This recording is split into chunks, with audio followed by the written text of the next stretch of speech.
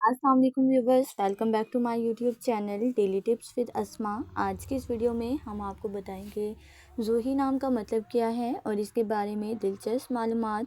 ज़ूही नाम का शुमार लड़कियों के नामों में होता है। ज़ूही नाम की इब्तदाई तारीख अरबी ज़ुबान से निकलती है। ज़ूही नाम के अफराद के लिए खुशकिस्मत नंबर 6 माना जाता है। माहिरीन के मुताबिक ज़ूही नाम की लड़कियां बहुत बहादुर होती हैं। ज़ूही नाम का मतलब है दिन चढ़ने का वक्त यानी सुबह।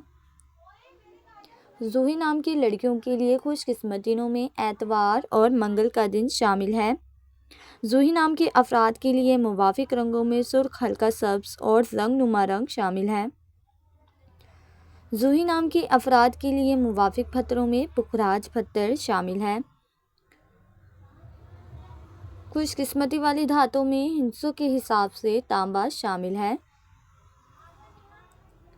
फ्रेंड्स, अगर आप अपने नाम का मतलब जानना चाहते हैं तो कमेंट बॉक्स में अपना नाम लिखें। इंशाल्लाह हम आपके नाम की वीडियो ज़रूर बनाएंगे। Thanks for watching. अल्लाह हाफिज़।